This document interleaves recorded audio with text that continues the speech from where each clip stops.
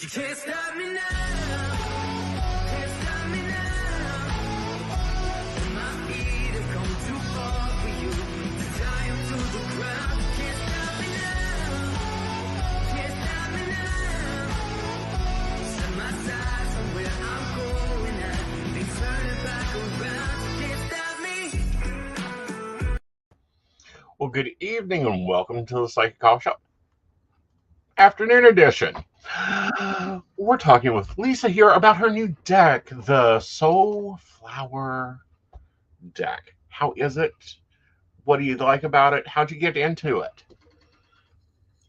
Okay, well, where should I begin? I call it the Soulflower Plant Spirit deck, and it is a self-empowerment, self-care tool. It was pretty much my own journey of healing, an aspect of my own healing journey. There's 44 cards in it, 44 plants and trees in there. A lot of them are medicinals, almost all of them grow in my gardens here in southern Maine, or they are growing in the woods around my home. And let's see, I guess in my early 40s, I was having your typical, well, maybe not your typical, but a midlife health crisis and a midlife, what am I doing with my life crisis? And I turned to the plants in their healing capacity as my friends and my confidants for many, many years. The gardens are where I go to feel peace, right? Peace and the connectedness that we all feel. And therein began a kind of long journey of art, bringing my art back in, which I had left since college, actually pre-college, and just, beginning to verbalize and bring into reality the conversations that I have with these plants all the time. And so it was a fairly long process, I want to say. Talk about the plant spirits. What is the most stuck up plant you own? The most stuck up plant? Well, I'd say the most, I don't know, stuck up is, I don't know there's any that are particular. Well, maybe daffodil a little bit, but a lot of people feel like that sunflower is pretty stuck up, but I think they're incredibly humble, even though they're very showy and so forth. But I think the most challenging one for me was always hawthorn. Hawthorn, which for me speaks about courage and heart strength, and it is a medicinal for the heart, right, on all levels. But that one is. The way that Hawthorne mentored me was challenging, and really had me facing some of my most complex and deepest fears there, right there. Understandable. That was an interesting journey for sure. Okay. Yeah, I bet that was. And then for me, roses. I always tuned to roses until I got the Black Knight Rose. Black Knight Rose is a deep, bloody red rose. And it acts just like it's sounding. It is like, what are you bitching about? Why haven't you trimmed me? Where's my water? I don't like this soil. It's one of those English roses. Is it an English rose? Yes, it's an English rose. Yeah. I have rose in the deck, but I worked with the rugosa rose, which is the wild, floppy, five-petaled, probably not the stuck-up, not the stuck-up cousin of very much those English tea roses, which I'm well aware of, but they're beautiful too. Rose is probably one. I have a handful that are my dearest allies, and rose has certainly been there for a long, long time. So, yeah. I'm not doing questions. We're just doing interviews for this evening. Come back at 9:30, and I'll do questions during that show. So with we mentioned before the show, I have a black iris, and you're working with the irises right now. I'm working with irises, yes. Yeah. How is that? How do you like them? How do I like them? I adore them. I love them. They're also in that top tier of flowers that I've spent the most time with, and I work with this is the iris card in my deck. This is the blue flag iris, which is a native iris, to the US. It's all over the place, usually in wetlands and so forth. And the attribution that iris that came through for iris is inspiration. So each of the flowers in the deck have a soul quality that I refer to, which is inspiration. And for me, iris is very, not stuck up, but royal, regal. Right. And very, you can just feel her nice, strong stem is your backbone, connecting you up, and you can visualize the iris petals as a beautiful crown, purple crown on your head. Mhm. It really connects you with your higher self, with source Right. energy. And so she's just there all the time, helping you to Mhm. kind of bring in the inspiration that's unique to you, whatever you want to create in this world. She's here to help manifest that. And of course, then you have to try and get your head out the way. That's the problem. Most of Very much so. Or for them, the border, or they will spring up. My dad planted irises probably 30 years ago on this property, and every spring it's like, where are they springing up now? Yeah, If yeah. they're out of their bed, they're in a section that's no longer a bed. It's now just been returned to yard or whatever. And I'm like, do not cut these. These aren't weeds, lawn man. No, no, they're pretty sacred. All plants are sacred, but they're Mhm. they're really connected to your third eye as well. For Mhm. that's the inspiration piece. The really, really, yeah, connecting in with source energy, Right. and being able to see Hmm. next for you. So, Right. And, being able to connect and get comfortable with that, and I find that quiet peace there, you yeah, that you find in the garden. yeah. And plant energy is always there. Now, do you also delve into like eatable flowers, like the pansies, the marigolds? There's so many edible plants and flowers for sure. I enjoy them in that way. I have that. I enjoy that aspect of my relationship with the flowers for sure. I Uh enjoy, huh. and the medicinals as well. I don't really know of any medicinals for iris, but plenty of the plants in the deck are medicinal plants. Hmm. Have been used for a long time. Dandelion is on the cover. Hmm. That's one of the most eatable plants there is. Pretty much every single part of that plant is edible and medicinal, and worthy of your time and attention, and definitely not the unwanted Right. plant. It's like they It are. is. But that's the thing. Dandelion tea works lovely, especially if you've got fluid problems. The leaves are enjoyable in a salad. They're nice and crisp. Remind me of like a Swedish crisps. And then the flowers themselves are just pretty. Well, you can batter them up with some batter and fry them. Great Really? tempura flower. Yeah, they're really sweet. Yum. Uh-huh. And you can pull the petals off and throw it in, cake batters or your pancakes or Mhm. whatever else you like. Yeah, you can enjoy all aspects of them. So, Right. And of course, if you're in the hills here, you can also pick about, I don't know, 20 baskets full of them if you can find a nice growth of them and make a lovely wine out of it. yep, I've heard people do that. I'm not so. I have tried the fermenting of things, Uh-huh.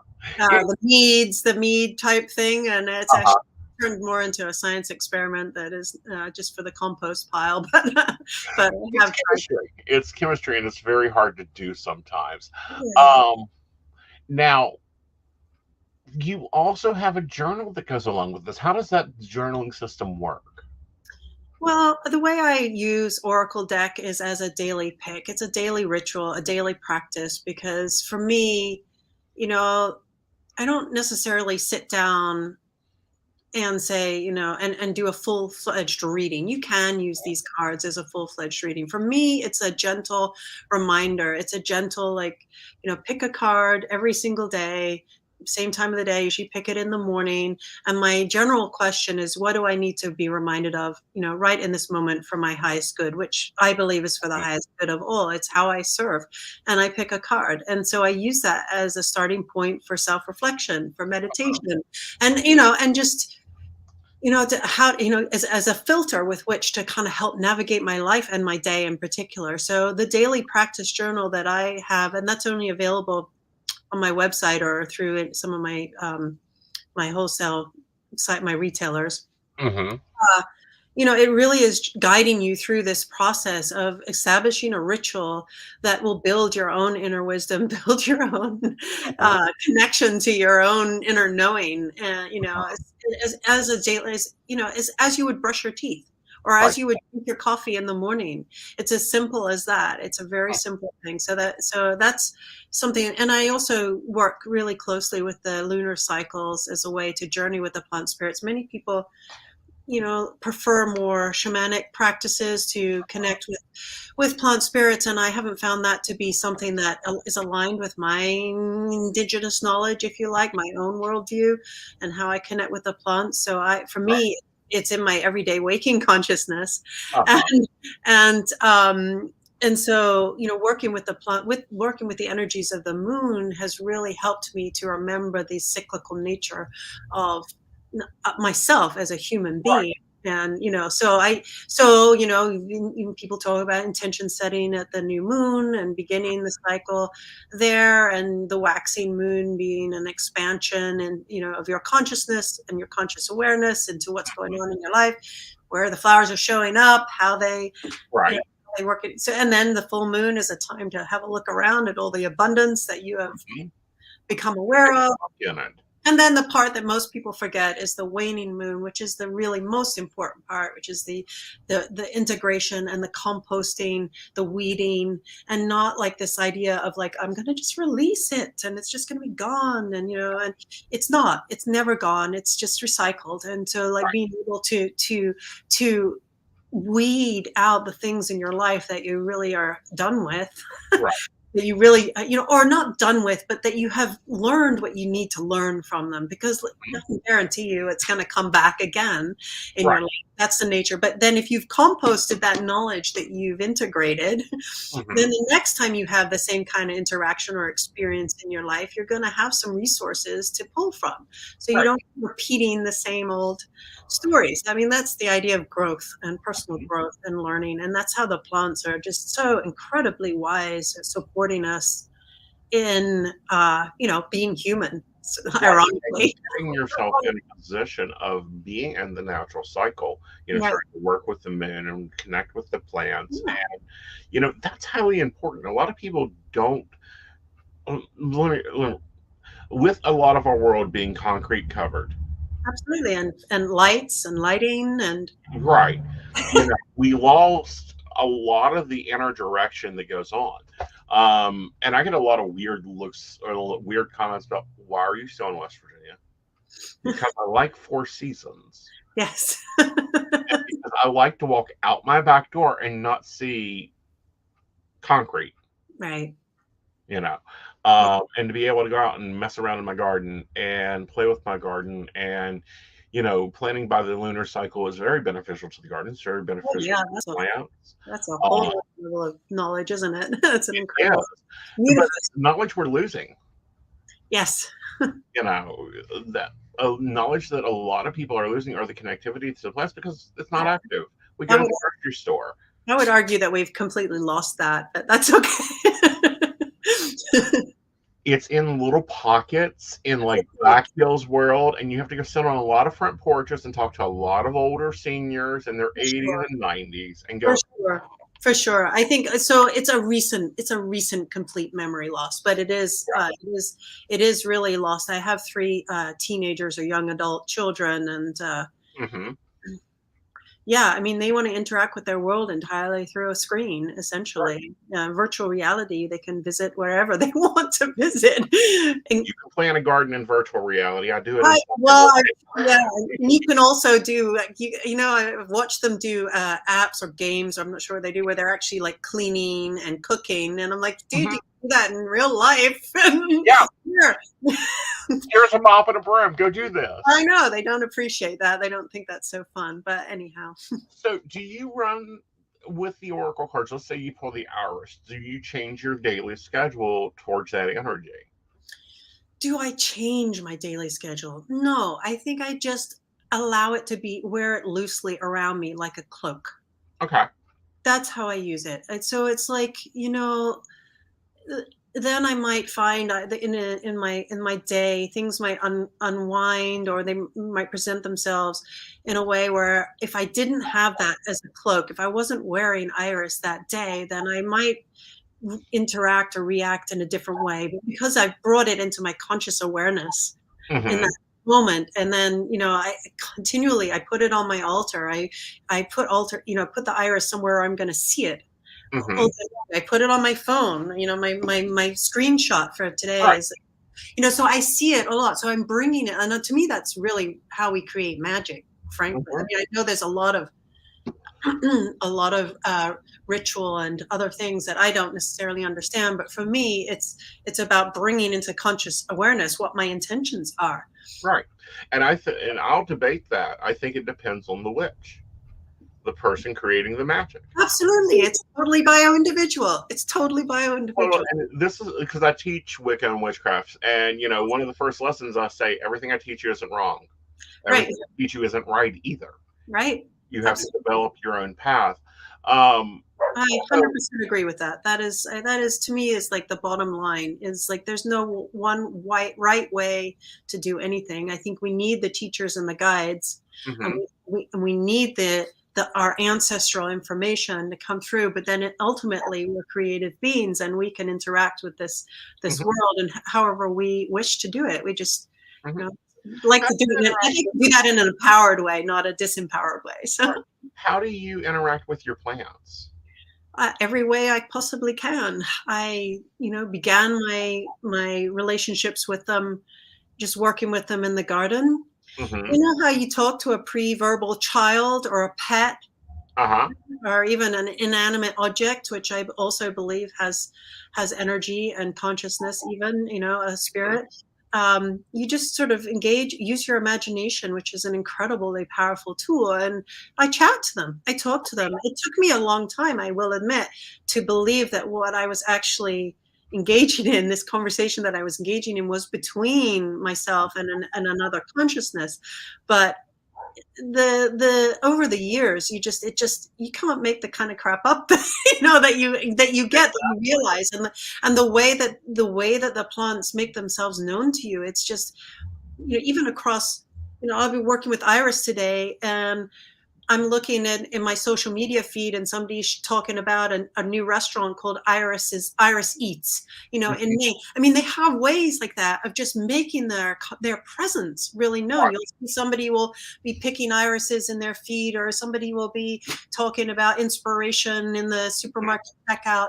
So to me, it's just, it's multidimensional, and it's just about being aware of it. And I think, perhaps as an artist, I've always been kind of the way that I look or see the world. I'm not clairvoyant. I'm not, that way, but I think I just look to what's not necessarily there. Which I don't like the negative, but like when you're looking, you're learning to draw and paint. You learn to look at the shape of the petals, but you also look at the shape that the space around it makes to help you make the petals. Fill in the blank spaces. Yeah. So I talk to them. My friends make fun of me. My family makes fun of me, but I have full on conversations with the flowers and the plants and the trees. And see, I disagree with that, because there's a lot of older people. Like my grandmother used to play classical music for her kitchen herbs because she said they grew better. Well, that's my kind of woman.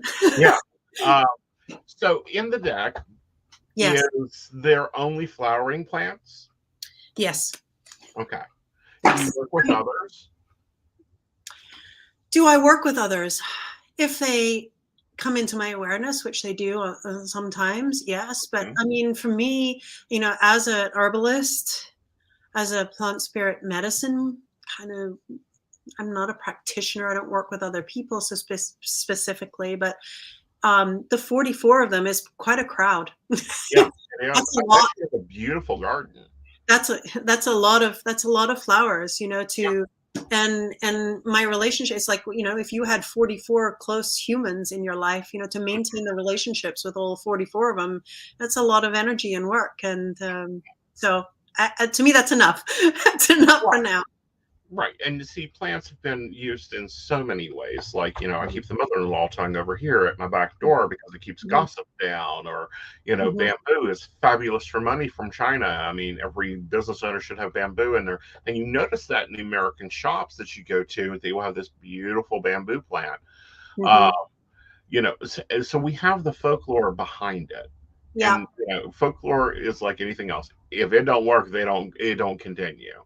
Yeah, that's for sure. You Yeah, I think flower medicine is story medicine for sure, and it's passed down through in our familial stories, our cultural Mhm. stories, our Right. book Our books. traditions. You know, I have a lot of people that come to me. They say, "Oh, I don't. How do I begin a relationship with flowers?" I'm like, "You're already in." Like you said, the money, the bamboo that's in the restaurants, and people don't necessarily know, but they put it there intuitively. And we Hmm. have flowers we bring to our celebrations. And we bring flowers to people that aren't feeling well, Hmm. because we intuitively know that it lifts the energy of the room. And we have stories, our own personal stories around flowers. A lot of people, like, oh, my grandmother reminds me of lilacs, or hydrangeas. That always reminds me of my auntie, or whatever it is. So it's like, yeah. When you were putting in the deck and doing research, did you look at any of the Victorian flower codes? No,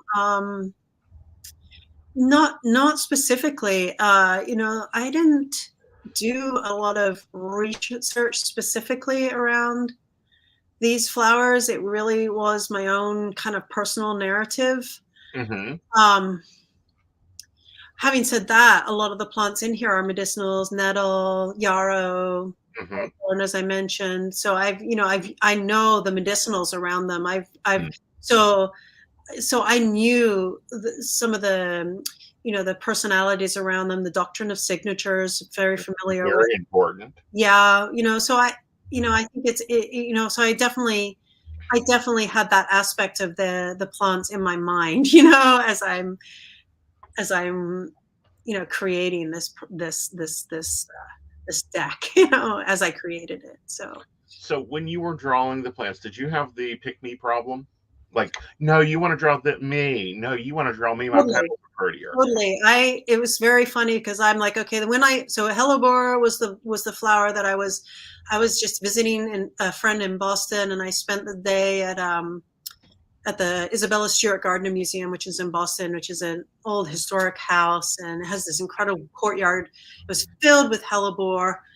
I'm sure there's a lot of magic around hellebore, but that I'm not aware of. But she just was like, don't pay attention to the rest of this museum. Just come and spend the day with me. And I then brought a ton of it back into my own gardens. And Uh-huh. but she told me to do the deck, and after that point, I thought, oh, I'm gonna put 48 flowers in this deck. Hmm. Here are the 48, and maybe a quarter of those made it into the deck, because they would be like, now it's my turn, and it took about 2 years, and some of them took a little longer than others. It was a linear process, but I found that each one of them would step up, and I would be aware of what was happening in my life at that time, what Hmm. I was working on in my own Right. healing, and so that was all part of it. And so sometimes the very last flower of the deck was periwinkle. Are you familiar with that? Vinca minor. I It am. grows everywhere, and in Maine it blooms usually mid-May, somewhere around there. And it was about this time of year, that in 2016, actually, when I was walking through the woods, and it was just in complete full bloom, just out of the snow. And it's like, that's totally like, hey, look at me. Right. And so I started to work with periwinkle, and periwinkle's like, no, I'm the last plant in this deck. It's time to tie this project up and publish it. So Mhm. that's what I did. I published it myself, self-published it in 2016, and then Inner Traditions picked it up this last year. So Awesome. yeah, it was yeah, it was. I wasn't ready for a publisher. It was really. Tell us about that process, because you've done both. You've done traditional and you've done self. Yeah, well, the deck was self-published, an indie deck. I just shared my process as I Mhm. was making it on Instagram way back when Instagram was a gentle space. And you have to control it. is that possible? Yes. And I just decided to print it with a local printer, and I just used word of mouth, and I just didn't have a guidebook for it. I was just told that it's time to publish it. It's time to get this work out there. It's time to share it. And I didn't realize, really, if I had known what I was getting into, I maybe wouldn't have made that choice, because then that was 2016. That began a 6 years now of really deep diving with these flowers. And I wrote the book in 2019.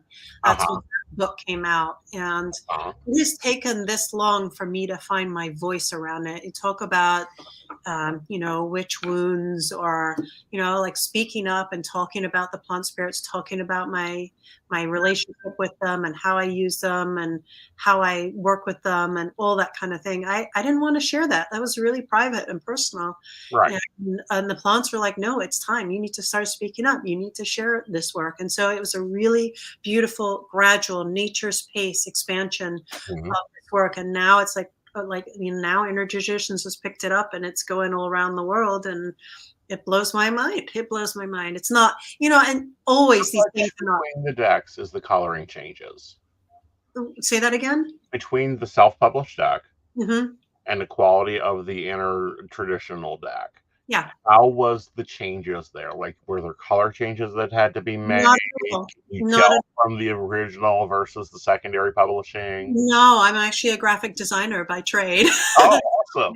I had done the design for it, and they, beyond the actually taking my book and making it into a set that fits in here, they took all of my design and just, what they did is they just grew it up. It feels like it was like, I had it in a tuck box with the book, and the quality was really high. I'm not, for sure, but this takes it to another level. It feels really fancy. It feels like it's, it's like my little deck baby grew up, and now it's going out into the big wide world, is pretty much the way it feels. Awesome. So with the publishing and everything, you also have a community. Tell us what that experience is like. What's going on in that box? Well, okay, so I didn't really, a couple years ago, I really decided that social media wasn't working for me, in the way that, I was becoming a bit more of a circus, a clown and a circus act, kind of, trying to, what's the algorithm doing now? And how can I connect with my people? And, it became this enormous energy drain for me, which is not at all what I wanted to create. For me, everything that I create because I want to learn and I want to grow, right? And so what I was finding with my social media presence was that it was just draining me. And so I created my own social media community. It's on Mighty Networks. It's a platform where you can create your own community. So it's essentially like having a Facebook group, but off of Facebook. So it is truly private and not controlled by the powers that be. Right. And like our Mountaineer Pagan Nexus that I created for the same reason. Exactly. You can have creative control over your space. And for me, it's like, I really believe this deck is like, I want people to receive it like a bouquet of flowers, right? And then I wanted to create the vase or the vase to hold the flowers. So people that are working with this oracle deck that really want to dive deeper into the flower medicine, learn about journeying with them in their everyday consciousness, using the lunar energies, all those kinds, and the solar energies. You have a space to do that alongside others doing the same thing. And it's also, what I love about that space is it's not, like you have moderators in Facebook. I have an Earth Wisdom Council of women that all have their own practice with different aspects of nature, some flowers, some astrological, some mineral kingdoms and mushroom kingdoms, but they all there helping me tend that space together. So it's a much quieter space. It's not like this and the doom scrolling and the rest. It's a space to go deep. Go on Facebook and Instagram and go wide, and then here's a space to go deep if you want to. And and I'm going to say it, I really enjoy Mighty Network overall as a platform, because again, they're not making background deals They're not, going through and editing out people that want to be there, but maybe they don't interact as much as they should, and they're not sharing out what you're doing or not doing, and getting all complicated and this rhythm and that rhythm and all over the place. Yeah, well, my biggest thing was to create a safe space, and people talk a lot about gathering with like-minded individuals, and that wasn't Mhm. necessarily what I wanted. I wanted like-hearted individuals. I really wanted to be Right. able to have engaging conversation with people that have different perspectives and perceptions of the world, because that's what I find fascinating and interesting. And I didn't want to be kind of tucked into this little narrow band that Facebook was, the little echo chamber that I was getting and Instagram was pushing me into, where I Right. really wasn't learning and growing. I was just sort of, either in a vacuum or just looking at myself in the mirror. Right, because a lot of it is very much, colonizing and suppressing. Yes, absolutely. It's like, I, pre-show keep an eye on my authors. I want to see what they're, so I can talk about what's going on in their lives. For sure. Thank you. And it would be like, oh, you posted that 2 months ago and it's just now hitting my feed. And I'm like, really? Yeah. This was I'm like, so I didn't see the community. That's why I wanted to bring up the community. Yeah. I just posted her website over, mysoulfulspirits.com. It is in the comments. It is in the show description. Go ahead, go check it out. Click on community. And you can go over there. You can get the journal. You can get the You can also card. play with the deck right there. I have a digital online version, so if you don't have it and you want to go pick a card, maybe you want to do that, Aeson. You can just go right in there and you can shuffle the deck and pick a card right there. Now, this is cool. Tell me how you came up with this.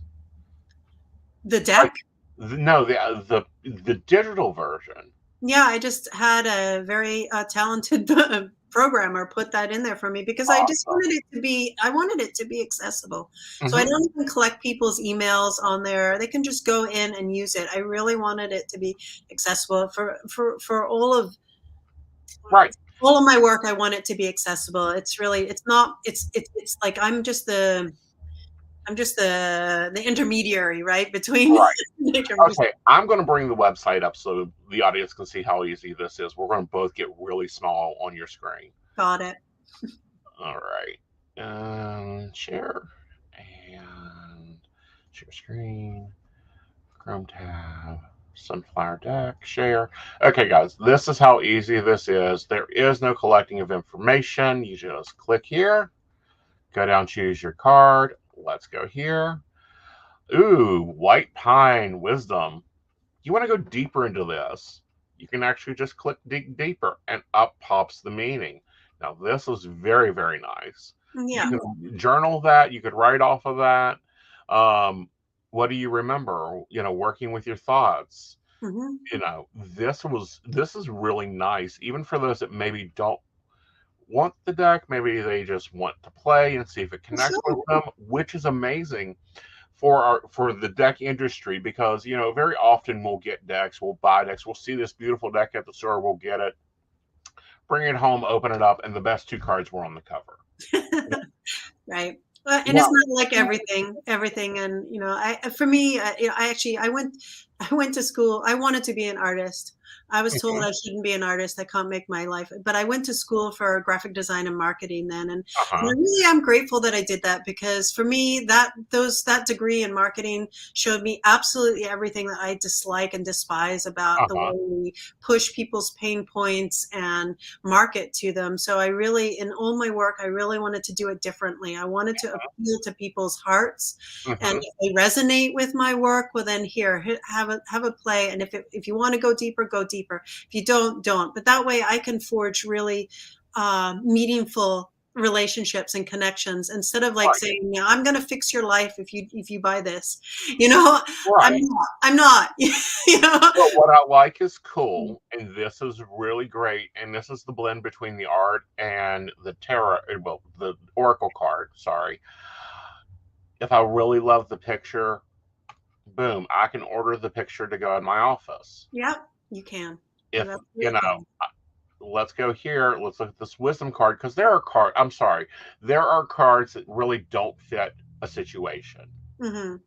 Now, can they go? Do they have to, like? Is there a place to go somewhere and just order separate cards? Like, Well, sorry, I haven't explored this much because normally when I see shop, I just see shop. yeah, no.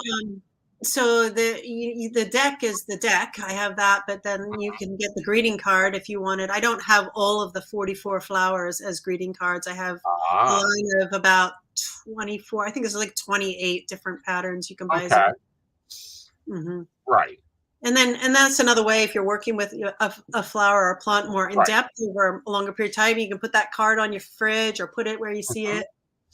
Use it Right. that way. Or you can just, print out take your own photograph of white pine and put it somewhere where you see it. I don't, it's like, Yeah, but it's bringing that information, it's bringing you that cognitivity. well, for But sure. you And, know, go and, for it. and for sure. And I do, my intention behind my artwork, I call in the energies of the plant spirits to be represented in my work. So the energy of, like all artwork, we put the artist puts their energy into that artwork and you either resonate with it or you don't. And that, that part of, I include the plant spirit energy in my paintings. So. Right. And I love that you can actually get the actual paintings. Now, here's a hard question for you. Did All you right. So keep did you keep the originals or did you sell them off? most of them are gone. My kids all got to pick one. Family members I gave away. I've also gifted, a fair few, but there's a handful. I think there's like 4 or 5 originals that are still available on my website, but Awesome. that's it. All the rest have found new homes, and And I I like think that. that's the birth of the artist. Hmm. That's the birth of the artist. It's like growing vegetables or flowers and then giving Yeah. them the energy. Well, I never really felt like I was an artist wasn't a label that I used to describe myself. So that was a learning curve for me and a personal growth edge for me, Mhm. putting my artwork out there in that way. So that Yeah. was, How is that world for you? the art world. Mm-hmm. Well, I don't really, I cannot speak from personal experience. I had a show with this deck early on, Uh-huh. and it was well received. But I don't know. I think it's a little inflated. Okay. I think it's inflated, and I think if a lot of time I was talking to another artist, and if you put a high price tag on your art, everyone thinks it's actually good rather than Mhm. do you know what I mean? Right. It's kind of a psychological thing. I It is. think, and I think art is really personal and subjective, and I also believe everybody is an artist. So I Right. don't I never really. And my sister is an art dealer, and so I see some of the artists that she represents, and I don't know. I just there's a lot of BS that goes along with it, and I There actually was, I but did that. you're right. Yeah, And I was just having this talk with another creator yeah, earlier this today. She's struggling trying to get up, get moving, that type of thing. uh-huh. And I looked at her and I said, "Look, honey, you're going to give the same reading at 99 cents Hmm. that you're going to give at 14.50 a minute. Yeah, yeah.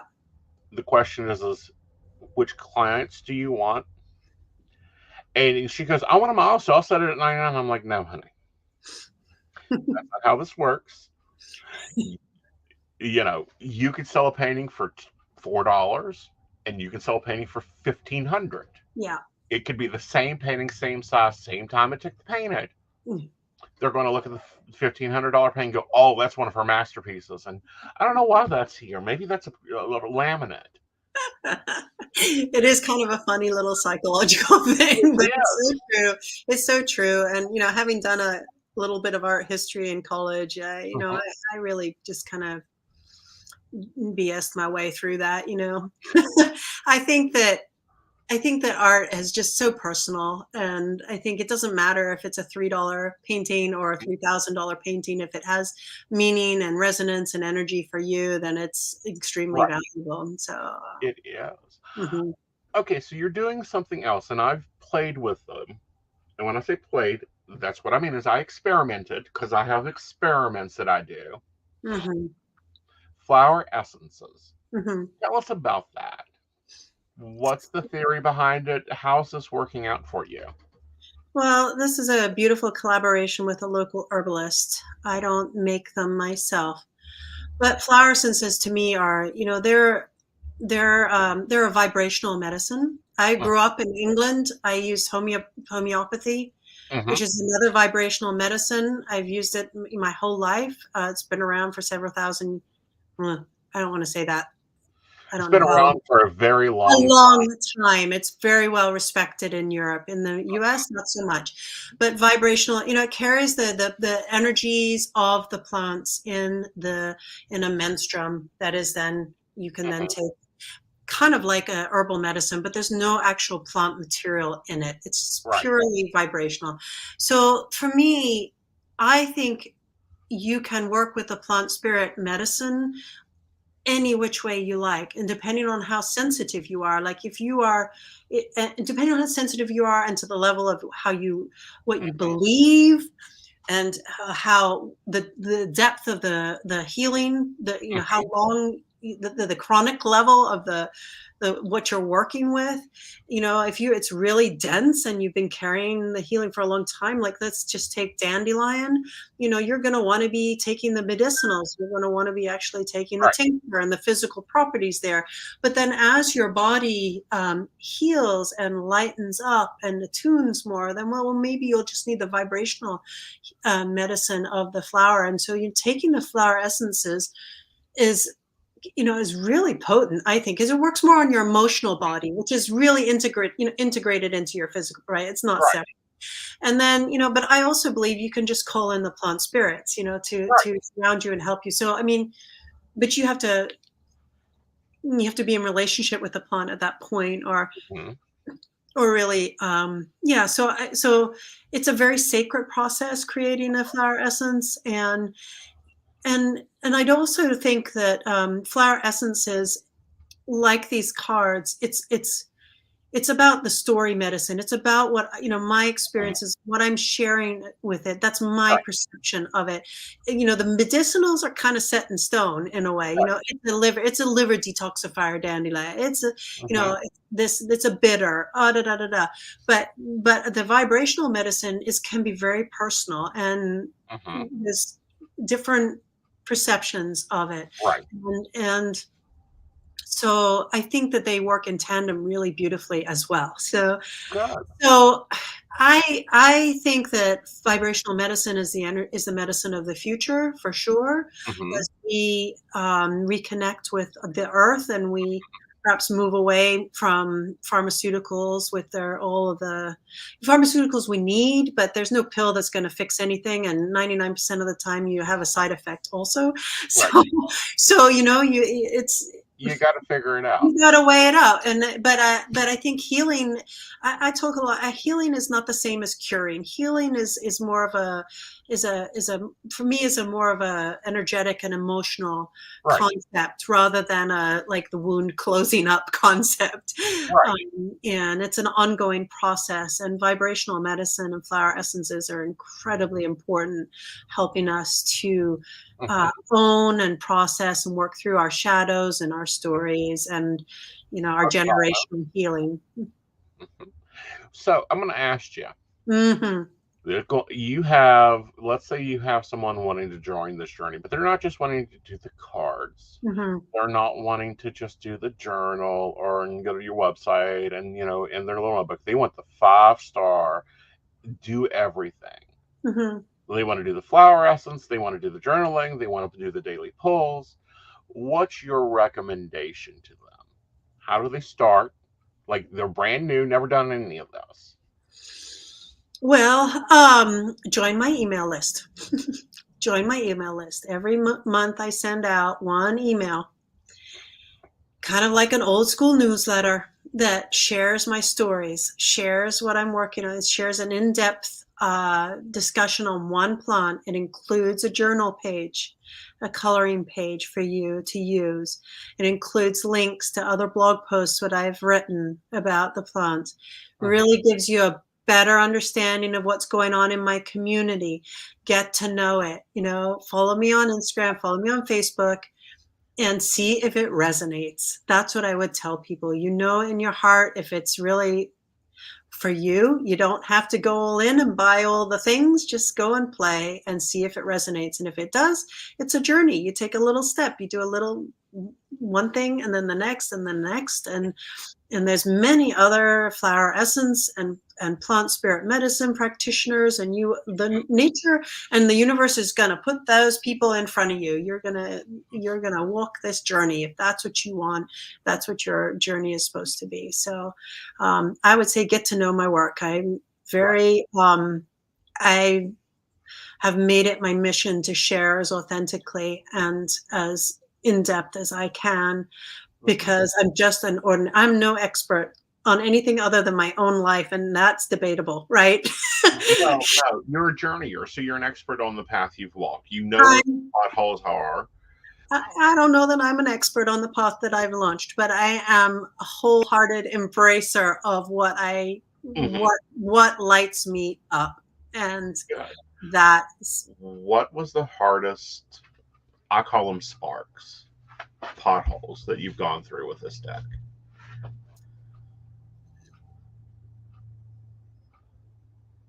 I think honestly, it was actually letting it go to the publisher. Really? It took me knowing that I definitely had the inspiration and the doubt. It's time for this to go to a bigger audience. It's time for it to go. And here I have Dandelion on the cover. It's all about letting go of control, all about releasing. I liked the creative control that I had around this deck. I was really concerned that if I gave it to a publisher, that I was gonna lose integrity of my work. Right. And that it was going to lose its authenticity and its energy and its and I couldn't ask the Findhorn Press, which is an imprint of Inner Traditions, picked it up. Findhorn Center in Scotland is pretty much the center of the plant spirit world, and I didn't go through this process of submitting my work to publishers just in a way that it landed on my doorstep. It literally landed on my doorstep, and I'm like, okay, and I have that practice of saying yes to the universals, but letting it go in that way, it took me probably 18 months to say, okay, I'm going to let go. I'm going to let go. It's time to let it go. What are you working on now? What do we got on the draft table? Well, I'm working on more supportive pieces for this journey for people, because I've been on this journey for a decade or more, this actual soulflower journey. But so when people are new to the deck, I'm like having to kind of, time travel myself back to 2016 when I was just getting started and just kind of just launching it, to explain to kind of just give people that beginner, the 101 kind of version of it. And so I think that's harder. Really, I do. As a facilitator, I think it's harder trying to break down how things have become natural for me. Yes, absolutely. Absolutely. It's a challenge. So right now I'm working on creating a very small, short course, which is it would be available in my community garden for people that want to, have a general introduction to the deck and how to set up a daily practice and what are the plant spirits and how does Oracle work, just that simple stuff that I think that would help it's an introduction, a personal introduction to the soul flower. So that's what I'm working on right now. And I'm just working in my garden. Garden season has begun, and that's a different bed. I'm sorry, say that again. You're doing a different bed, copper with mulch. You posted about it. Oh no, that's my hilarious. No, so I've had so much problems with slugs over the past couple of years, and so I used to put on my planters, I put like a copper tape, and the slugs don't go over the copper tape. It gives them a little bit of a electric shock. It's, because I have, slugs are just as important beings as humans and plants. So I kind of try to cohabitate with them. So I had this idea, and I'm laughing my ass off really creating this, but it was like a copper roll of copper mesh, and I've set it up around my raised beds, and my husband is joking. He's like, you need little like guard towers in the corner, because it's only 3 inches tall, maybe 4 inches tall. And I'm like, I need I to don't get know. Maybe some fairies would look good there. well, yes, some little fairies. Just I'm basically just saying, okay, slugs, these are my boundaries. These are my boundaries. You've got the whole entire garden. You can, Right. but they went through three plantings of green beans last year. I didn't get any, and just all that. So that was and I was laughing as I was putting it out because you think that we can control nature. We cannot. But we can for sure establish our boundaries, our respectful boundaries, and that's an ongoing practice for me. So. It is, and in building that. Well, honey, thanks for stopping by and having coffee with me. Again, go check out her website. It's got a lot of resources, a lot of opportunities. Her community is wonderful. It's mysoulflowers.com. And come back when you get some more products out. Definitely want to get into that. Well, you give me a shout and I'll be back. So appreciate your time and yeah, thank you for chatting with me. Not a problem. All right, guys, we will see you at 9:30 tonight.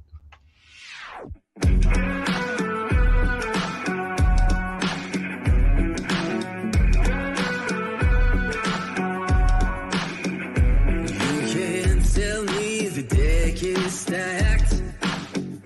You can't whisper behind my back. You can't show me how the odds are up against me all day long.